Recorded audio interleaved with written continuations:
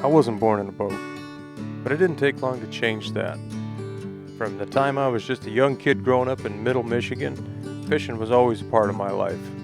My mother's father was a fisherman, my dad was a fisherman, and his dad was a fisherman. Hi, my name's Dave Whipple, and I've spent the last 20 years living and fishing in the state of Alaska. I'm going to take you guys on a trip in this video and show you some of the places I've been, some of the species of fish I've fished for, what you might want to use if you're going to go up to Alaska to fish, what you can expect to catch. You're going to see some awesome scenery and lots of fish. Stay tuned.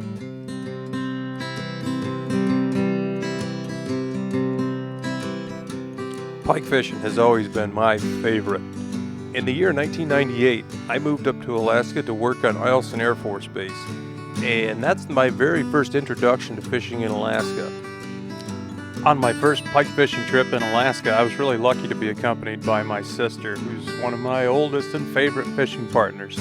We fished a lake called Deadmans Lake, which is south of the village of Tanana and west of the Tanana River. Fantastic fishing. Pike fishing is pretty much the same the world over. We use black and white and red and white spoons. We fished out of Coleman Crawdad two-person plastic boats with a 2-horse Honda. Great time and a great introduction to fishing in Alaska.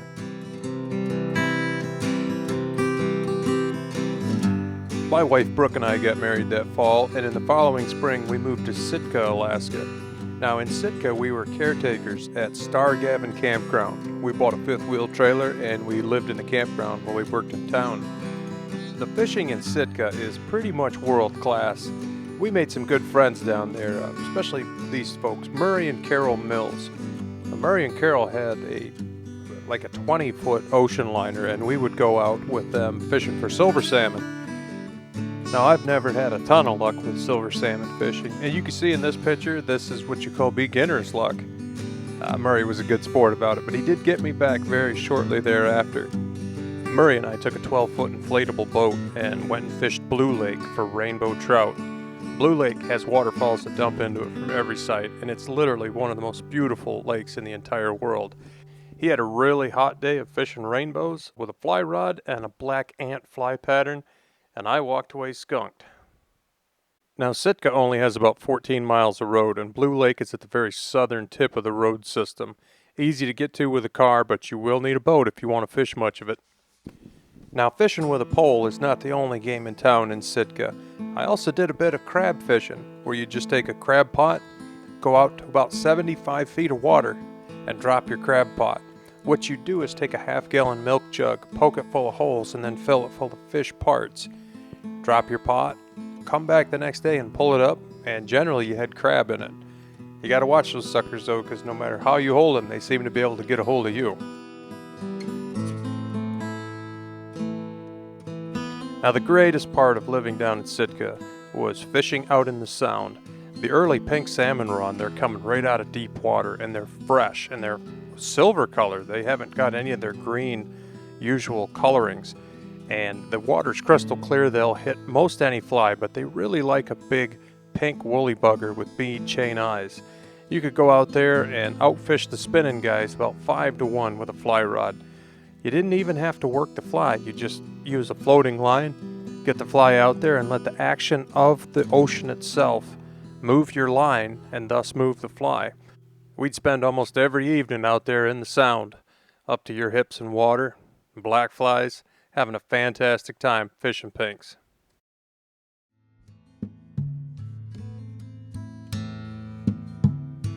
In the fall of '99, we went to the Aleutian Islands. Now, we spent 8 months in the Aleutian Islands caretaking a homestead for a commercial fisherman and his family who traveled to Homer for the wintertime. The first couple weeks we were out there, Brooke picked up a few really good halibut, and we spent most of the winter trying to finish those halibut off. Now, in that part of the world, you don't fish halibut deep with cut bait. We were fishing in about 40 foot of water. Didn't even use live bait. We used a large lead jig, about as long as your hand and half as wide, in the shape of a fish. Drop it to the bottom and jig. Other than that halibut fishing, we did very little fishing in the Aleutian Islands. As you can see from these pictures, a lot of times there was ice in the pass between the Bering Sea and the North Pacific. Also, we were the only people in that area that had a boat in the water at that time of the year, so any problems you might have, you were on your own.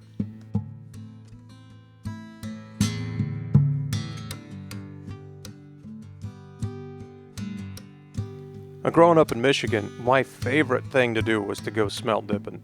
Every spring, we would go up to the Upper Peninsula and chase smelt around the creeks with lanterns and waders. From the time I was 3 until I moved to Alaska, I never once missed a season. Now, the Alaskan equivalent of smelt dipping is dipping hooligan. Now, they're a saltwater sea-run smelt. Now, they run in all the rivers that dump into the ocean, pretty much anywhere in Alaska, but we're fishing here down in Turnagain Arm. Now, these run on the incoming tide, and they're actually pretty easy to catch. The only problem is, compared to a Great Lakes smelt, Alaska hooligan are about 3 times as oily. They actually call them a candle fish, and they claim you can light them on fire, they're so full of oil.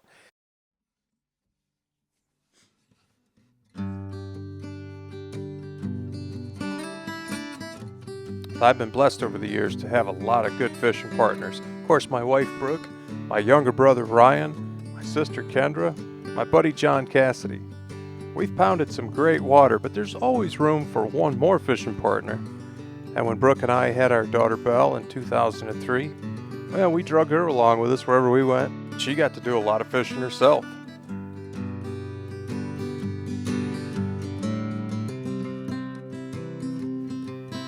Now, one of the greatest places in Alaska to go fishing, in my opinion, is the town of Valdez. Valdez is a great place to take the kids, too. If you drive out on Allison Point towards the end of the pipeline terminal during any one of the salmon runs, there's lots of good fishing right from shore. Folks will go out and fish with spinning rods at high tide for pink salmon and silver salmon. Now, for folks that spin fish from shore, the pixie seems to be everyone's go-to lure. Now, that's not what we do, though. We generally go out at low tide with fly rods. Not that I have anything against spinning gear at all, but for pink salmon, I learned in Sitka that a fly rod will outfish a spinning rod 5 to 1. Gotta watch out for the big sea mammals, though. There's sea lions and seals. Anywhere along Allison Point, you're likely to run into a bear or two. Not only have I seen lots and lots of bears in this area, but I've seen some really close calls where bears have run through people's camps as they're camped right along the road. I've seen bears run right next to people walking down the trail along the edge of the ocean. Bears and people coexist in this neck of the woods, but it's not something I'd want to get comfortable with. It's hard to go to Valdez without seeing a bear. You can pretty much bet on it. If you're there any amount of time, you'll see bear. Another great thing about Valdez is a small boat harbor. Walking around the harbor is always awesome, and there's always boats for sale. Kind of gets your wheels turning about what you might do if you just decided to drop off the face of the world and live on a boat.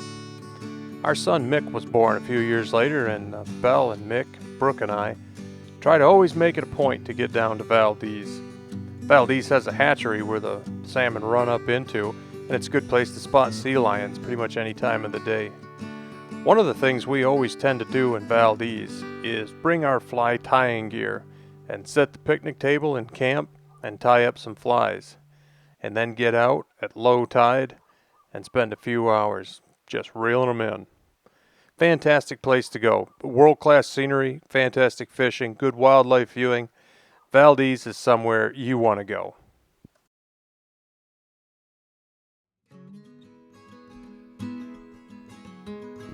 Speaking of fly fishing, one of the best things to fly fish in Alaska is Arctic grayling. They're a very unique fish. They've got a large sail on their back. They don't really look like anything else. They're kind of considered the bluegill of the north. So they're a very aggressive fish, and they're not picky. Fly fishing for grayling is very easy. If you can find grayling, they're pretty easy to catch. Any kind of dry fly will do, and pretty much any kind of a nymph will do too. Doesn't really matter what weight of a line, as long as you get something in the water that looks something like a bug, you can catch a grayling. Any Clearwater river in interior Alaska is bound to have grayling. And speaking of Clearwater rivers in Alaska, you're also bound to find sheefish. Now, I don't think these fish have much of a range. Western Alaska, northern Alaska, they're a very large white fish, and they have a very soft mouth with no teeth. But they'll hit a spoon just like a pike will, or a plug. They're not that picky either. If you can find them, and if they're in the river at that particular time, you're bound to catch them.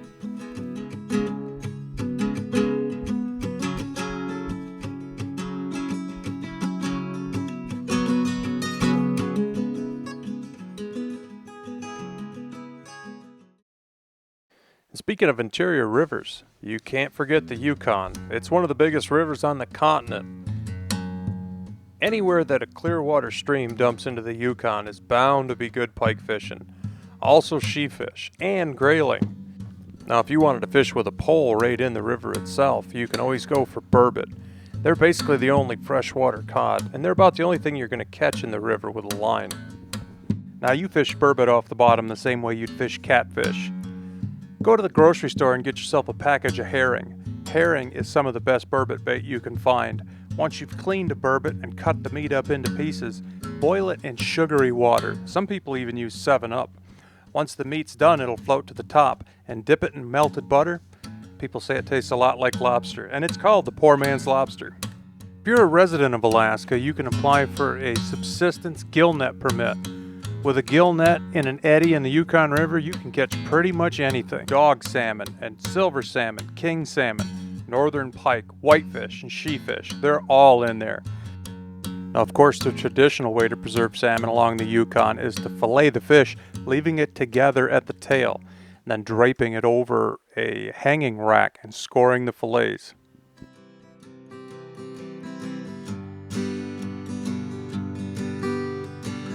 Best thing about fishing the Yukon River and its tributaries, that part of the world is so beautiful. Even if you have a bad day and don't get a bite, you still have a great day.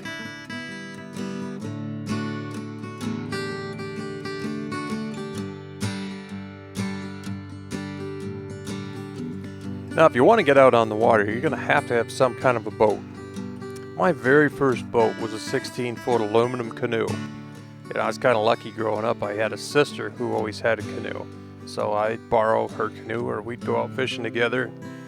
One 4th of July weekend, she decided that I couldn't use her canoe because she had plans for it. So I actually had to go buy my own. And when I moved up to Alaska with Brooke, I took it with me. Now that canoe was a fantastic thing to fish out of and a fantastic way to get around.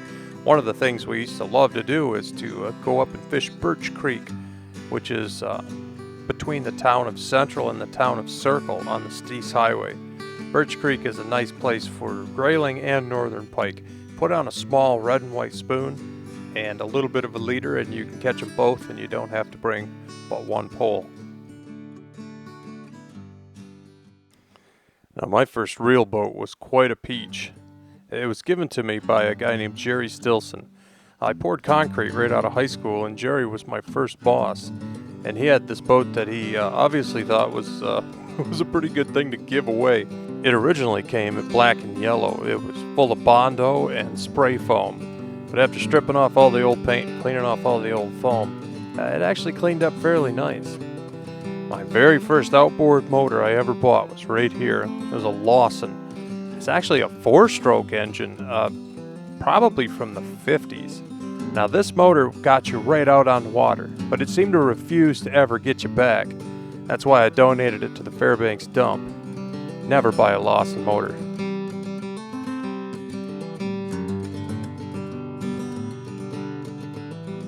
Like I've mentioned before, pike fishing is my favorite kind of fishing. And the place I've done the most fishing in the state of Alaska is right here in Minto Flats. Minto Flats is just to the west of Fairbanks, and it's pretty much the heart of the state. Now I've been fishing Minto Flats since 2002, but about a decade ago Brooke and I bought a piece of property out here, and our kids have spent a lot of time growing up out on this island at our pike fishing camp. We used to have this old wall tent on a platform. It's a fantastic place to camp. If you've ever seen the end credits on my YouTube videos, that's the picture you've seen. That's actually the back side of the island at Minto Flats. Now when the kids got older and started coming out to Minto Flats with us, we had to upgrade our boat. We went from that 12-foot aluminum boat you saw earlier to this beautiful 16-foot smoker craft. And we also went from a 2-horse Honda up to a 35-horse Johnson. Now this motor may be a 1957, but we keep it well maintained and it runs like a watch. Now the property of Mentos is full of blueberries and good places to camp, but we have seen it flooded quite a few times. Water level is anybody's guess, it's never the same twice. We've had moose on the island and we've had bears in camp a couple different times. But what a nice place to camp. Believe it or not, there's actually very few mosquitoes out here.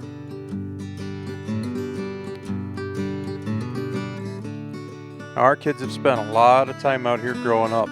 It's always been a good place to take the family fishing. And that nice big 16-foot boat sure helps when you got 4 people with rods and sharp hooks.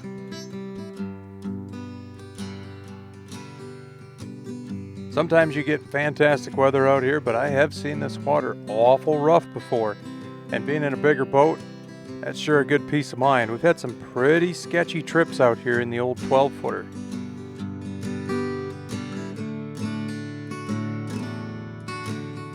Of course, having the big wall tent to camp in, that sure was a bonus too.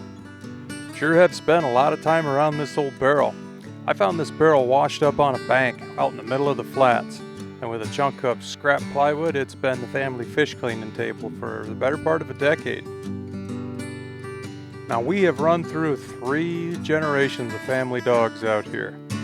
There's our old dog Millie, our dog Murray, and of course if you guys have watched this channel before, you're probably familiar with Daisy. We've had 4 collies and I've only seen one of them swim, and it was Daisy the first time we took her to Minto Flats.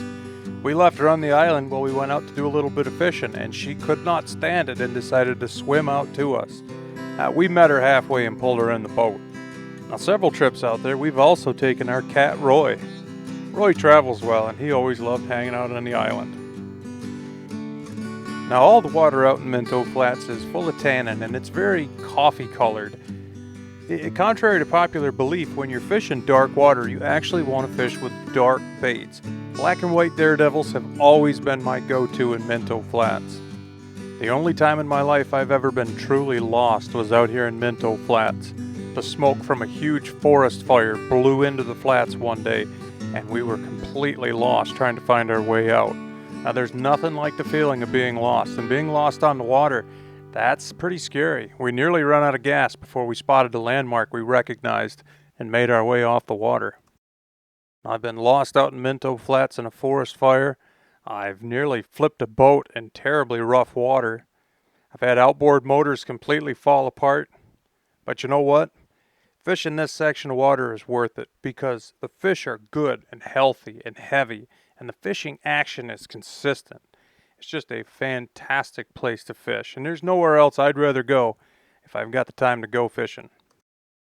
Speaking of forest fires, some of the best fishing I've ever had in my life was during the 2004 fire season in Alaska.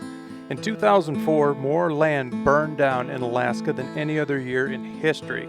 One weekend, me and my friend John Cassidy drove out to Minto Flats and got into the best fishing. The water was very low.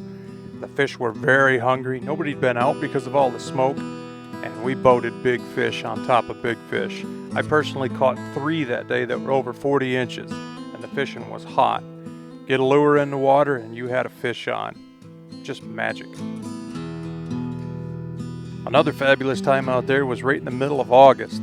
In a secret spot, me and a couple friends, Johnny Johnson and John Cassidy, went out and we probably caught 200 fish over the course of about 48 hours. They were all healthy and good, and they ranged between about 24 and about 35, some getting right up around the 40 mark. Fishing that good is hard to come by, but I did repeat it a couple years after that, and that particular spot in that particular time of year sure is something. But don't bother asking me where my secret spot is, because like a true fisherman, I'm not telling anybody anything. I hope you guys have enjoyed this video of fishing in Alaska. Alaska's just like anywhere else. The best gear to take with you fishing is the gear that you have. The best time to go is whenever you get the opportunity. If there's one piece of advice I can give you about fishing in Alaska, it's bring warm clothes, bring good food, bring people you care about, and bring a camera. Because ultimately, fishing is not about the gear you have. It's not even really about catching fish. It's about the memories you make spending quality time in beautiful places with the people that matter in your life. Thank you guys so much for watching Bush Radical. My name's Dave Whipple. Be radical, eh? See you soon.